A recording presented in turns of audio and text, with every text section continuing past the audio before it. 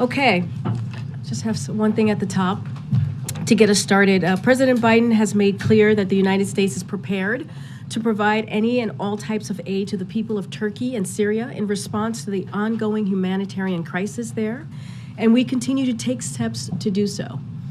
I'm sure you all saw during the Super Bowl yesterday to donate to earthquake relief efforts, and I want to point out some resources just for that. There's a page on USAID's has a list where they have a list of vetted organizations responding to this crisis should individuals want to contribute. You can find that at CIDI.org. In Turkey, our urban search and rescue teams continue their efforts assisting in live rescues over the weekend. We also continue to support the Turkish teams on the ground. U.S. military helicopters are providing critical lift for U.S. and international responders. Our teams also continue to conduct structural damage assessments of buildings with the hope of being able to clear as many as possible. To date, they have assessed more than 5,500 buildings, allowing thousands of people who are currently displaced to be able to return home. In Syria, cross-border aid shipments have increased. Yesterday, a fourth UN convoy of 10 trucks from a U.S.-supported humanitarian partner successfully crossed into Syria from Turkey. That brings the total to 52 UN trucks, but more needs to be done. It's critical for the Security Council to authorize 2 additional crossings to help deliver life-saving assistance. We cannot delay any longer. Again, I want to emphasize that any U.S. or international sanctions include exemptions for humanitarian, medical, food, and other aid. And one last thing before I turn it over to the Admiral, I just wanted to make sure we address this from the White House. I know there have been questions and concerns about this, but there is no indication of aliens or extraterrestrial activity with these recent takedowns. Again, there is no indication of aliens or terrestrial activity with these recent takedowns. Wanted to make sure that the American people knew that, all of you knew that, and it was important for us to say that from here because we've been hearing a lot about it. I'm not. Would you tell us? I'm just, I loved E.T., the movie, but I'm just going to leave it there. With that, with all seriousness, I know there's a lot of questions about the flying objects. Admiral John Kirby is here with us today, and he's going to have a couple things to say at the top about it, and then take your questions, okay? Thanks for clearing that up. Makes my job easier. I do have quite a few comments here at the top, so I do hope that you'll just bear with me and then be happy to take whatever questions you might have. So I'd like to begin today by updating you on our efforts to recover the debris of several objects that the United States Air Force shot down over the last few days, as well as that of the spy balloon belonging to the People's Republic of China.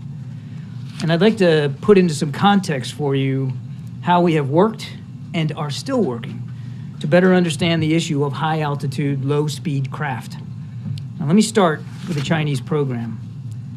When President Biden came into office, he directed the U.S. intelligence community to do a broad assessment of Chinese intelligence capabilities and to ensure that we were working to detect and to protect against them.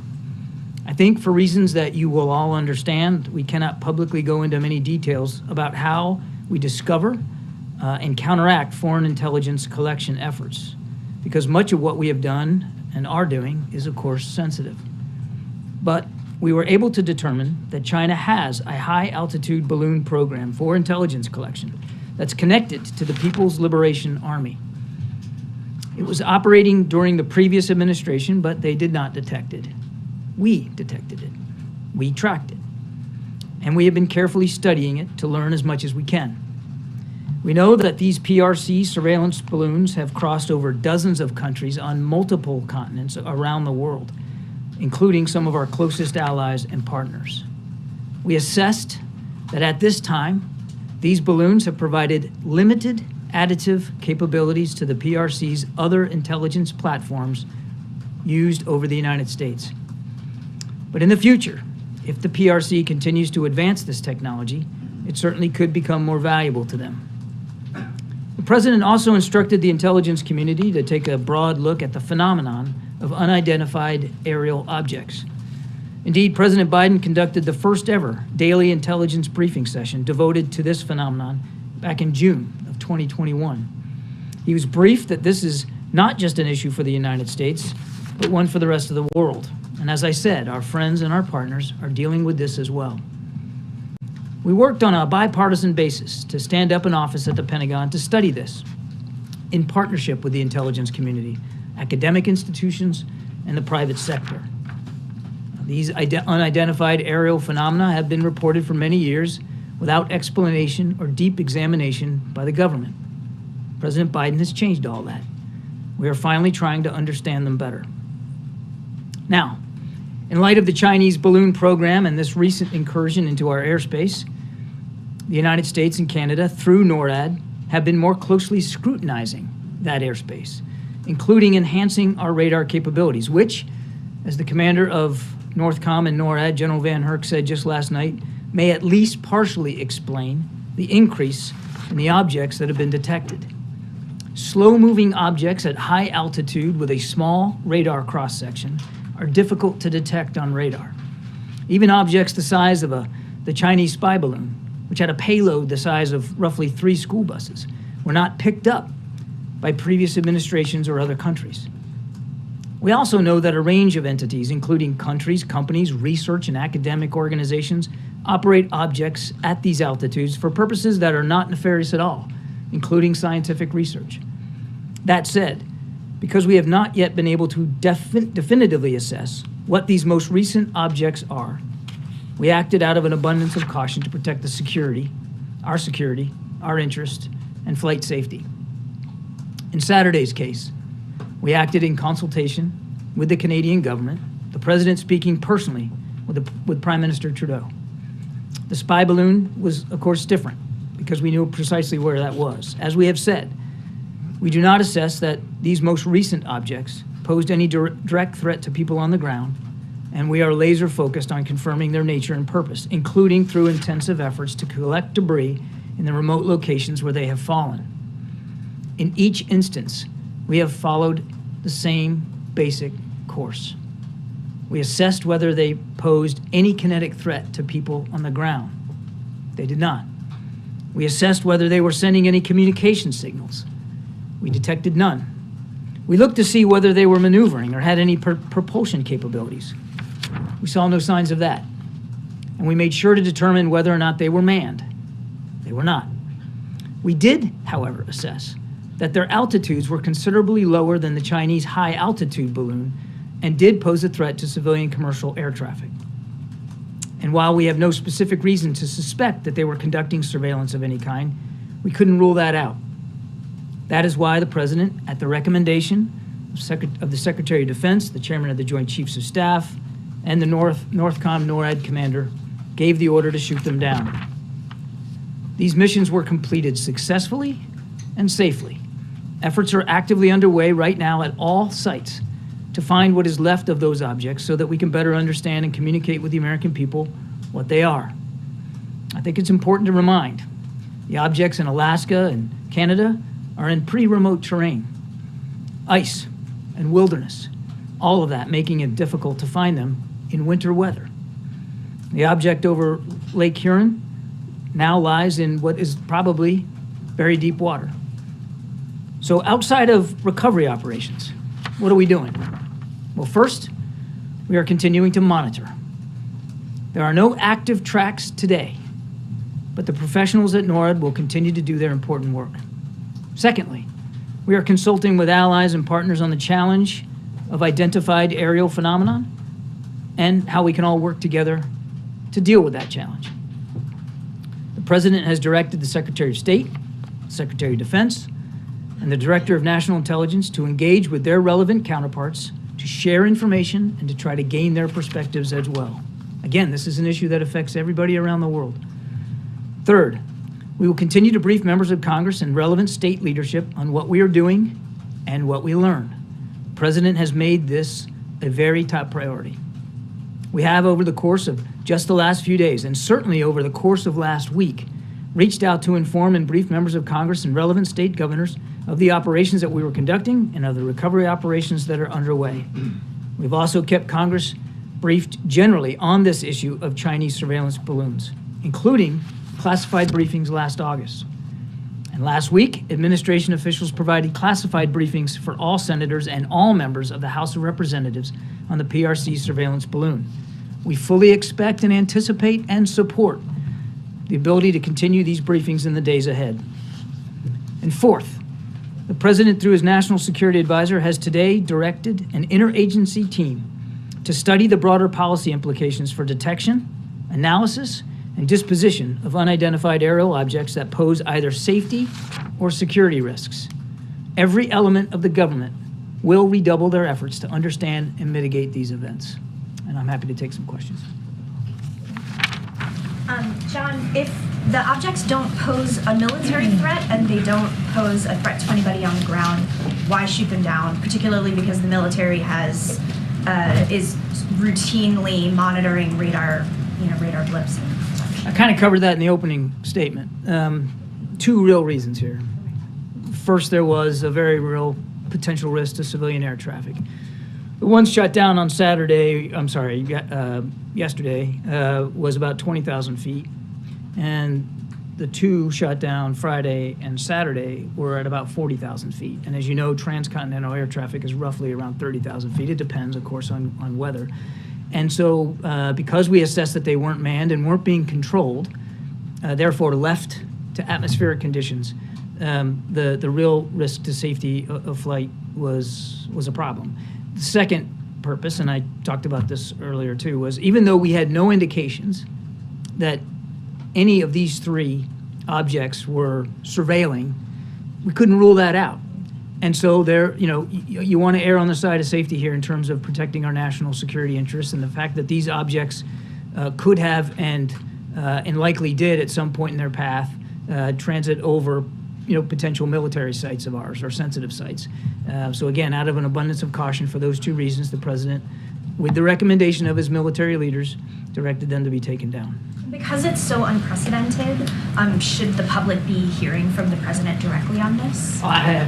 We have been, I think, as transparent as we can be. I won't speak for the President's personal speaking schedule, but I mean, he has been deeply engaged in every one of these decisions. He's been kept informed, including as of this morning, on what's going on with recovery efforts, and he's very much staying on top of the issue and directing his team to make sure we are properly consulting and briefing not just members of Congress, but state leaders as well.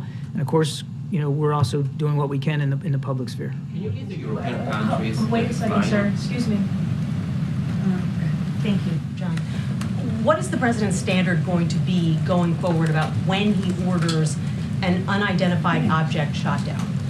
It comes down to one simple formulation, and that's if at the recommendation of his military leaders, he believes that the safety and security of the United States, the safety and security of the American people, his prime responsibility, warrant that kind of a decision.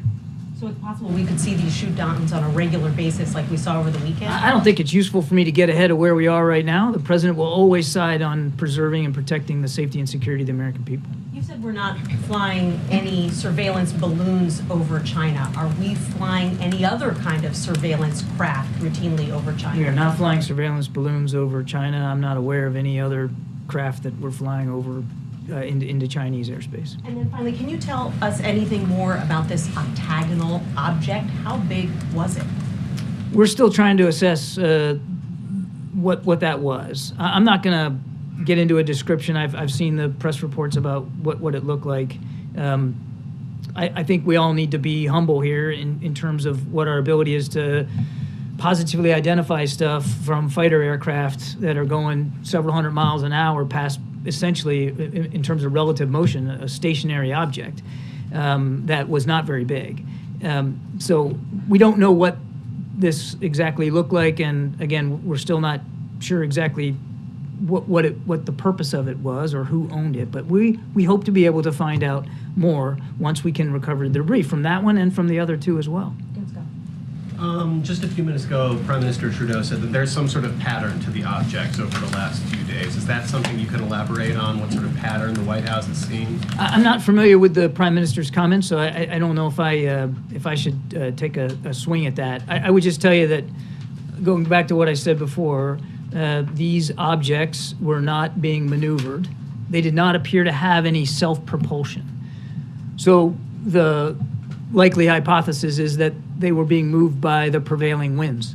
And maybe perhaps that's what the Prime Minister's talking about. I don't want to speak for him, but certainly as the prevailing winds, particularly at that altitude, go west to east across the North American airspace, I mean, there was a general common movement in that regard. You spoke at the top about kind of reassessing radar given what happened with the initial balloon. Can you give us a sense, can we expect, should we assume that this is the regular number of these objects over the United States, that they've always been there and they just haven't been looked at the same way? Or is there any reason to expect that this is more than usual that are flying over? So two thoughts there. I mean, I think we can all get our heads around the fact that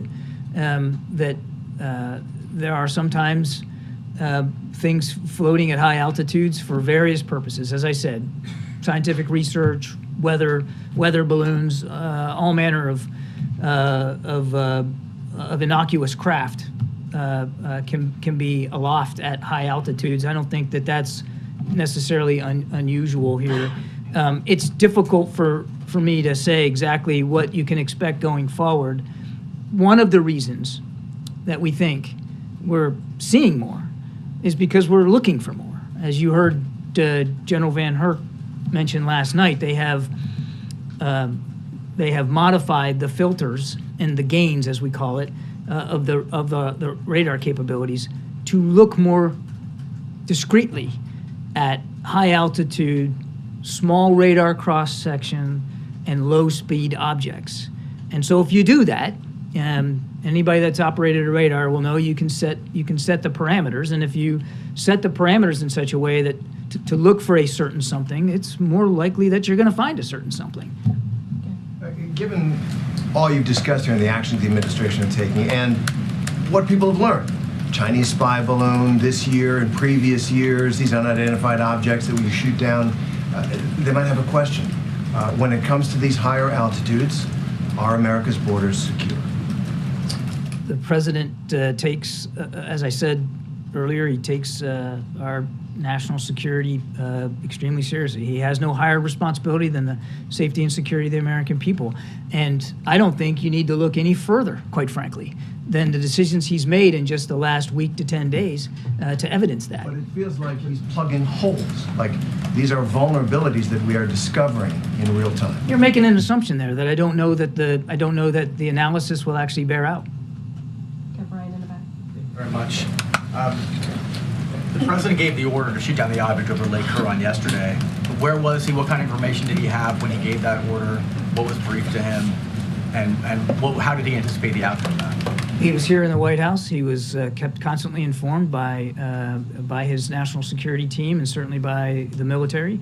He made that decision. I couldn't give you the exact time on the clock, but it was, I believe, mid to late morning, and then it was executed in the afternoon. Were there contingencies in place in case there was a reaction from a foreign government in reaction to shooting that object down? Was the president anticipating the one yesterday? Yeah. Well, it was shot over. I mean, it was shot over Lake Huron and landed in what we believe to be the Canadian side of the lake. So we were obviously in constant communication and consultation with our Canadian counterparts, and they are rightly, because of where we think it splashed down. I mean, they're sort of in concert with the U.S. Coast Guard, but they are also involved in trying to locate the debris right now. But there was good communication with our Canadian allies. Signs of a foreign government taking a special interest in that object from yesterday? No. Reacting in an unusual way? No. Good. SB in the back. Yeah, thanks. John, two questions. One, you mentioned early on that the China balloon might have been giving limited additive capabilities. I assume you're meaning onto their satellite surveillance. Can you specify what exactly it's getting from a balloon that they're not getting from orbiting satellites that go over us like dozens of times. With the a day. caveat that we haven't fully recovered everything, though we have recovered some things from the bottom of the Atlantic, and we're analyzing that. But with that caveat that we don't know exactly what this balloon was surveilling or what its capabilities were. So just in general, and that is an important caveat that I'd like you to remember. When you are at a lower altitude than space, you could perhaps get a better fidelity of imagery, for instance, of things on the ground. When you are not moving at the speed of a satellite, and therefore, only getting seconds over a site, when you can maneuver left, right, slow down, speed up, like this thing could, then you can loiter. If you can loiter, you can soak in a little bit more. You can spend more time over a sensitive site. Some of their satellites are in geostationary orbit. I mean, they're just sitting there gathering signals intelligence, right? So what is the benefit? I mean, is it just to see what kind of fidelity? We're going to learn more. I'd rather not go into any more detail than that right now. We're going to learn more. And frankly, I think that's a terrific question you should be asking Beijing. And one last one. You said that the other objects shot down were not able to transmit, or were not transmitting signals, that they did not have any propulsion. Did the China balloon, did that have any, was it emitting signals back? I'm not going to go into more detail about the capabilities of that. We are going to be studying it and analyzing it. There is no question in our minds that that system was designed to surveil, that was an intelligence asset. I'll leave it there. Has there been any outreach from anywhere in the administration to the kinds of companies that produce weather balloons or other craft that would fit these descriptions that might be from the commercial or corporate world to say, is this yours, or any kind of outreach? Or have you been hearing from anyone who might say, we have ours, they're in this area? Is any of that going on now? I don't know of any conversations right now, Kelly, but one of the reasons why the president directed Mr. Sullivan to put together an interagency effort is to take a long look at that and try to learn a little bit better about who is up at that altitude doing what for completely legitimate purposes. I think we all recognize we need to probably have a better sight picture on that, and that's why the president wants this interagency effort to take a look.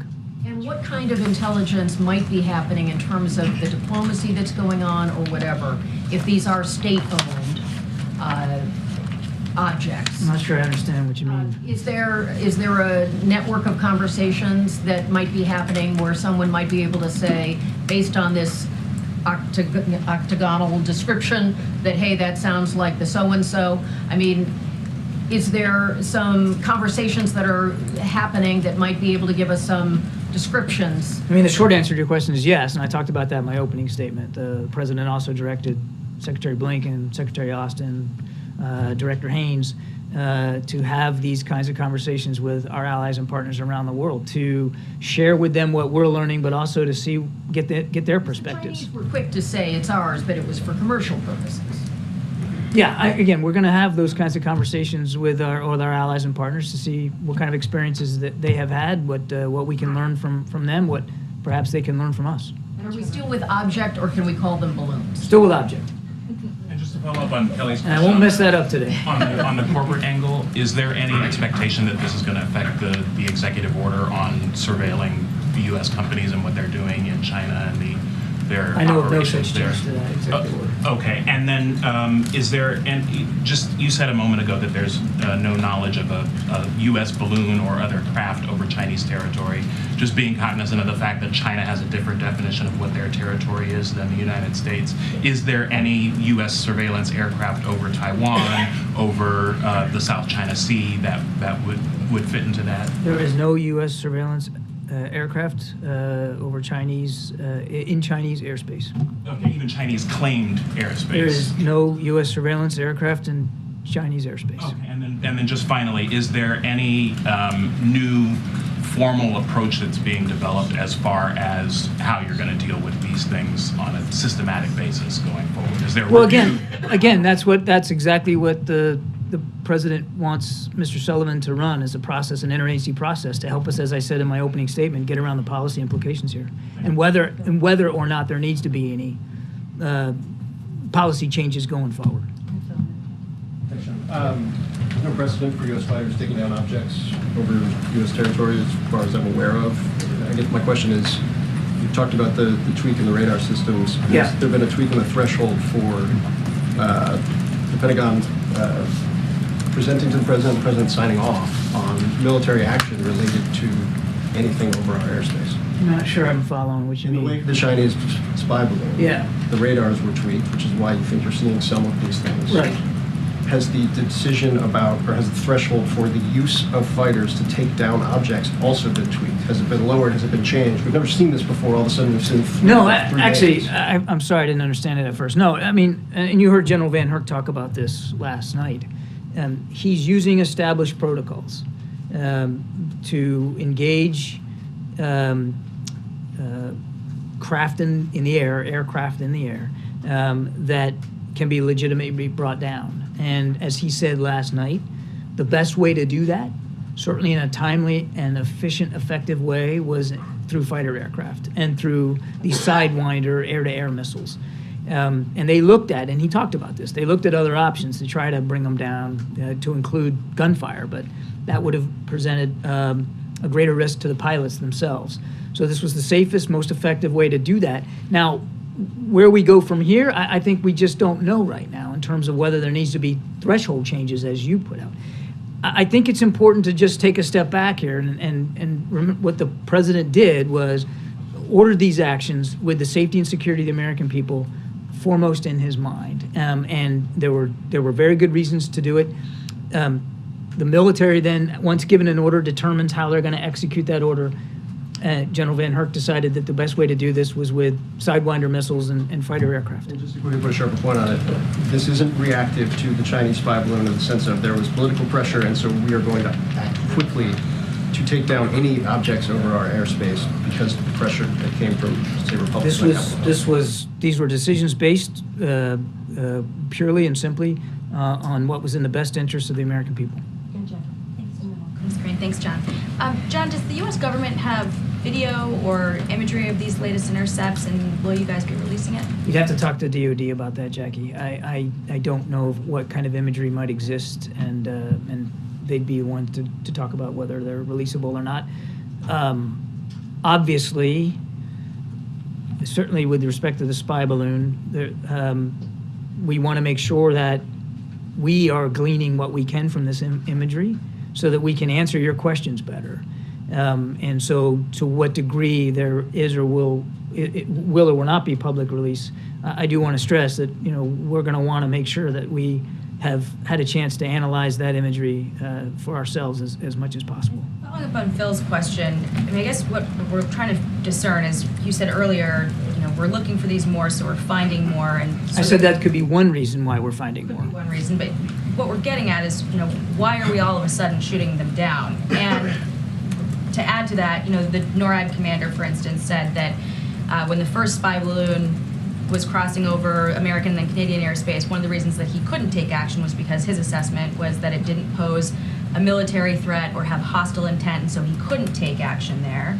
It seems like maybe that protocol has changed, or his ability to make that call where there is not an imminent threat militarily or physically might have changed. So can you explain to us what changed? Why are we shooting them down all of a sudden? I kind of feel like I took care of that in my opening statement, but I'm happy to revisit it. I mean, really two reasons here. And these are certainly in both cases, they're different. I mean, I think we need to separate the Chinese spy balloon. We knew what it was. We knew where it was going. We knew what it was trying to do.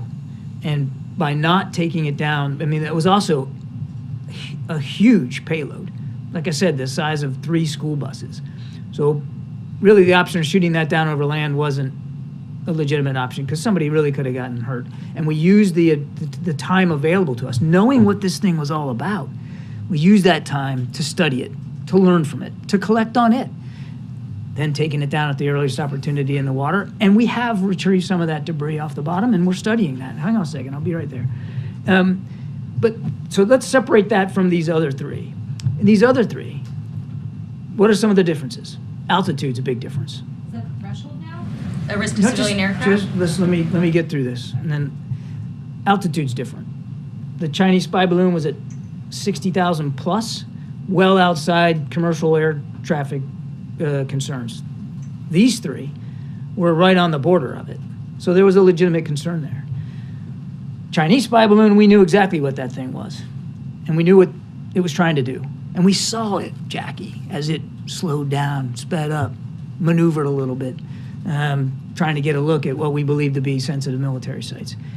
These other three, they didn't have propulsion, they weren't being maneuvered, it was basically they were being driven by the wind. We don't know for sure whether they had a surveillance aspect to them, but we can't rule it out. So there was enough uncertainty there that, again, out of an abundance of caution, doing the prudent thing, the president directed that they get taken down. And I get where you're going. Is this the standard going forward? And we're gonna dive into this. We're gonna learn from these three events. We're gonna continue to study what happened. We're gonna have an interagency effort that helps us get around the policy implications here, and we'll see where this goes. But bottom line for President Biden is, you gotta do the right thing for the American people, for our safety and security. Is it strange that no one's claimed these yet as theirs? I can't say whether that's strange or not, since we're sort of in uncharted territory here, no pun intended. But we don't know, and I suspect that. Go ahead. I'm basically done. I'm basically done. Sir, what's your name, sir? Bo from CBS. Okay. Has the payload been recovered from South Carolina yet? The large so-called payload that's... Yeah, as I said, some of the debris, certainly they were able to take things off the surface like the next day, actually that afternoon, some of the balloon fabric. And in the days since, they have been able to recover some, not all, of the payload that sank to the bottom of the Atlantic. It's in about 45 feet of water. Weather conditions are pretty tough off the coast right now. Like today, for instance, they have not been able to get into the water and dive on it. But over the course of the weekend, they were able to raise some of the debris, including some of the electronics and some of the structure. Do you have an expectation of when all that payload is going to be collected? I don't. I wish if I could tell you that, I'd be a very wealthy man. I mean, it could take a long time, given the sea state and weather conditions and the degree to which we have to protect the safety of the divers. And one last question. You said you were unsure of the surveillance capabilities of these latest objects. Last week we were told several times that every precaution was taken to ensure that the sensitive installations were covered. We don't know exactly what you all did, but has there been a Nor are you going to find out. Well, has there been a posture change nationwide regarding all of these sensitive sites? If you're proactively? If you're let me just put a fork in this. If the implication is that there's some sort of blanket now security policy for every base on the continental United States, the answer is no. We do have protocols, particularly when we know that surveillance is going to occur, like in the Open Skies Treaty with Russia, for instance, when all that's scheduled and laid out, and when you know that there's going to be an open skies flight by Russia, you take the appropriate actions. And that's what we did in the case of the Chinese spy balloon, and we'll always do that. I will never talk about what precautions we're going to make at any given base at any given time, but we always do what we need to do to protect our nation's secrets. I won't talk about it any more than that. Okay, we have to move on. Way in the back. Thank Way in the you. back. Thank you very much. No. Iraq's? Right there. Okay. Admiral, you started the briefing by talking about the president's involvement in this. The report from ODNI recently that goes over this. In that ODNI report about unidentified aerial phenomena, it says there were 247 unidentified aerial phenomenon reports since March of 2021, some of which have, quote, demonstrated unusual flight characteristics or performance capabilities. So can you say why the president just recently, within the last couple of weeks, started ordering some of these objects to be shot down, and why there weren't any orders throughout 2021 or throughout 2022? It's very simple. It comes down to what sort of safety and security threats and risks we're talking about, and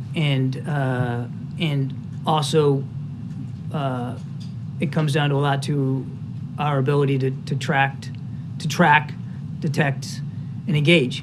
Having come from the Pentagon, I can tell you that some of these UAPs, while we may not be able to know what each and every one is doing, some of the big concern there was that many of those reports were happening around our training ranges, were happening around air training ranges. So combat pilots were seeing these things, and there was a potential impact to the safety of flight of our pilots.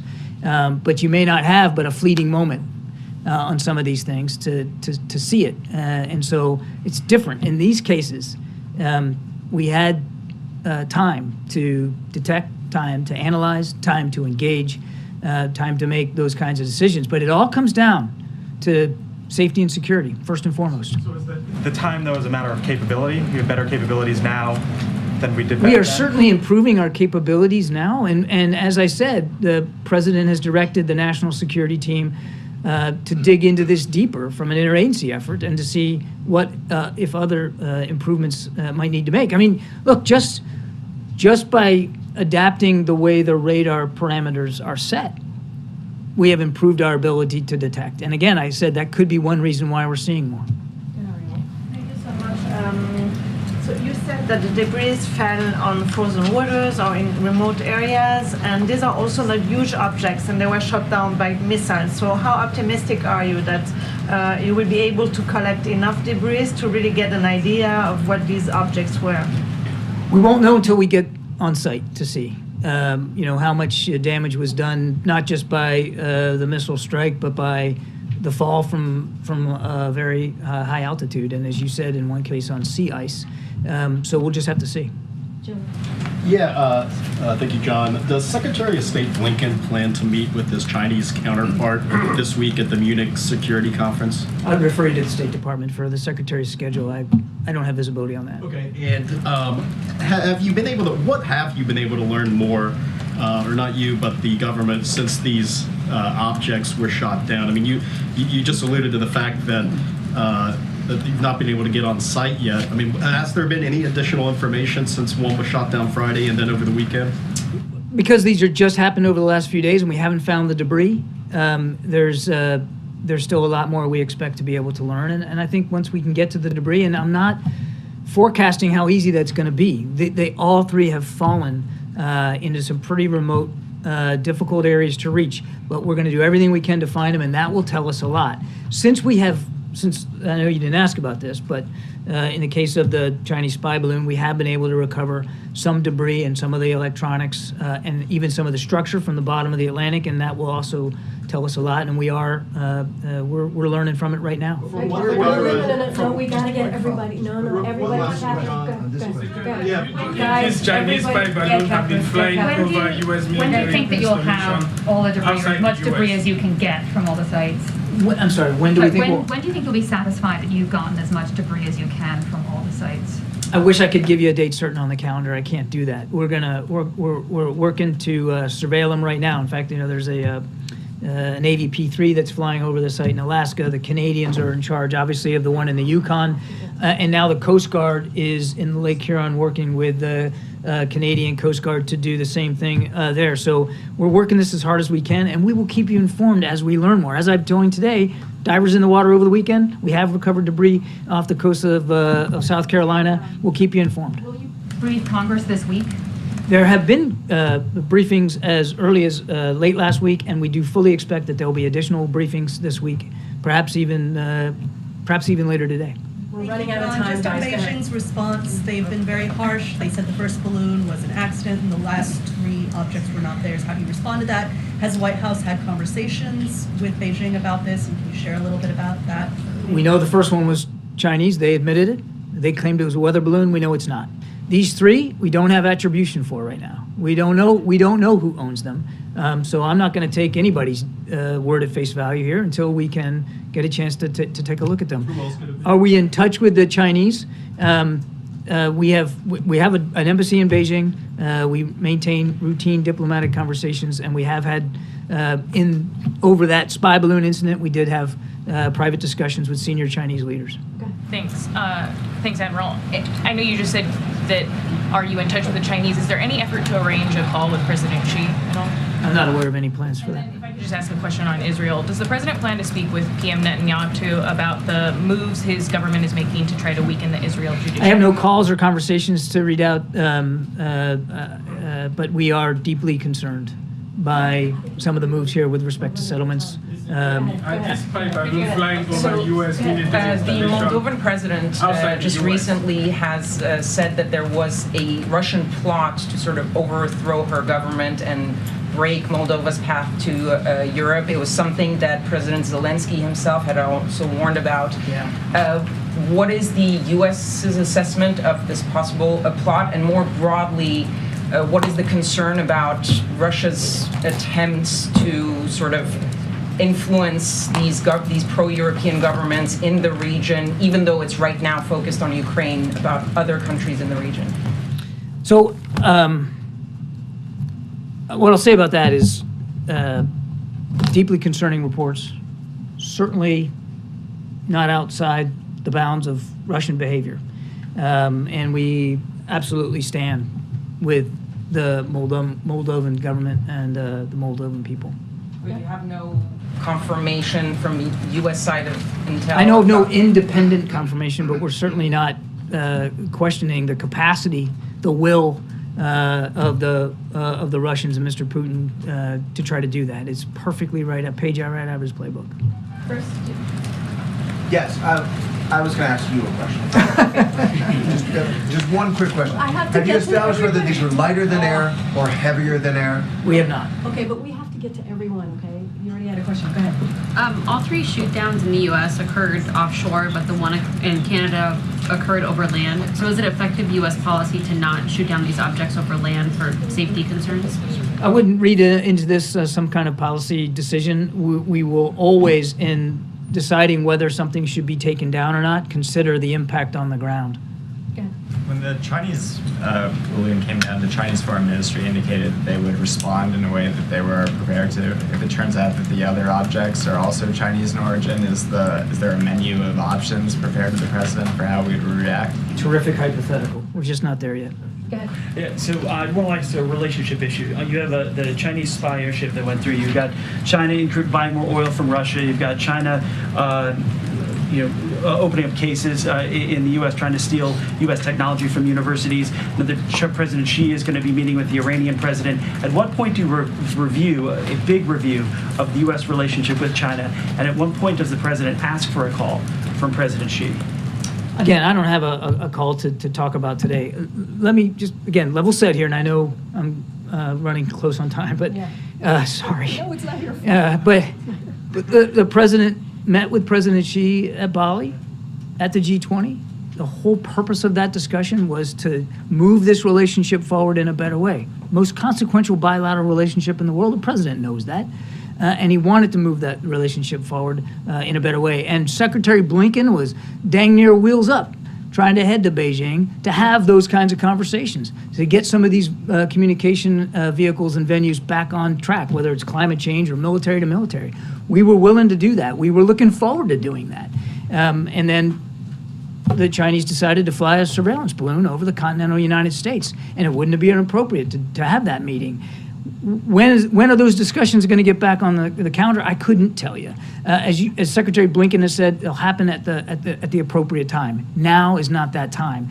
It doesn't mean, and people shouldn't take away from this, that all communication has been severed between the United States and China, that Beijing and Washington aren't talking. We still have an embassy there. We still have an ability through Secretary Blinken's good offices to communicate with senior Chinese leaders. Unfortunately, the Chinese military is not interested in talking to Secretary of Defense Austin, but there are still ways to communicate. And the president would tell you that now's exactly the time to at least preserve some of those lines of communication so that we can avoid miscalculation. Set back the relationship. What's that? Has this list of things set back the relationship? It has certainly not helped us move forward in the way that we wanted to move. Right, last question in the back, and that's gonna be the last Thank question for the you very briefing. much. No, sir, no, sir. Iraq, No, it's right here. James, Go ahead. okay. Me? Oh, thank you. Last Friday, you answered my question about President Biden's message during his trip to Poland. But I'm wondering why he specifically chosen Poland for this trip, since so many countries are helping Ukraine, and he visited Poland 11 months ago. The president's really looking forward to this trip. Certainly not lost, I'm sure, on any of you that it's timed around what sadly is going to be a year of war in Ukraine.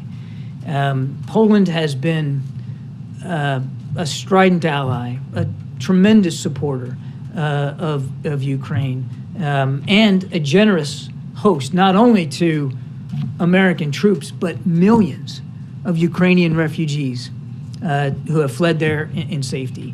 The Poles are, pardon the pun, but they're punching well above their weight, and we very much appreciate all the support. The President wants to thank President Duda in person. He wants to thank the Polish people in person. He wants to make broader points about how it's important for the kind of courage and unity we're seeing out of Poland and so many NATO allies continues sadly into what will now be a second year of war. What's All the right, message to James, the people you of have the last Poland? question. Okay, James, thank you have very one. much. We actually have to end the briefing. Thank you, Karine, and thank you, Admiral. Naturally, I have two questions. One on the unexplained aerial phenomena, and the second will be on the Russia-Ukraine war. My understanding is that the top officials at the Pentagon, when asked explicitly if they were ruling out any kind of extraterrestrial presence, said they weren't ruling anything out. And yet at the beginning of today's briefing, albeit with her usual winning smile, Ms. Jean-Pierre seemed to rule out any extraterrestrial activity. I don't think the American people need to worry about aliens with respect to these craft, period. I don't think there's any more that needs to be said there. On the Russia-Ukraine war, as we approach the anniversary, in the days immediately after the commencement of the conflict, we heard from senior U.S. officials such as the CIA director in congressional testimony that President Putin had been observed by U.S. officials to have constricted his decision-making circle during the pandemic, that he was making erratic decisions, and these were seen to have played out in what happened on the battlefield. As we approach this year anniversary, what do we observe about President Putin's decision-making now, the caliber of his decision-making, and also his grip on power in his own country? Has any of that changed over the course of the year? I can't speak to the way Mr. Putin gets advised and how he, who's advising him and what they're saying. I couldn't begin to get inside Kremlin decision-making processes. Clearly, Mr. Putin is not making good decisions. Shouldn't have invaded in the first place. This is a country that posed no threat to anybody, let alone Russia. Clearly, he hasn't made sound decisions, nor has his military, with respect to their performance on the battlefield. They're still suffering some of the same problems they were a year ago. Logistics, sustainment, integration of joint fires, manpower personnel, unit cohesion. I could go on and on. The Russian military is still struggling. They have not surmounted these problems. And it's borne out by the fact that, he continues to change generals the way I change socks. So, I mean, he's still struggling. Sorry, guys, we have to end the briefing. I got to go into the Oval, but I will see you tomorrow. And thank you for the compliment on the smile. I appreciate that. But I'll be back tomorrow. Thanks, everybody. Have a great one.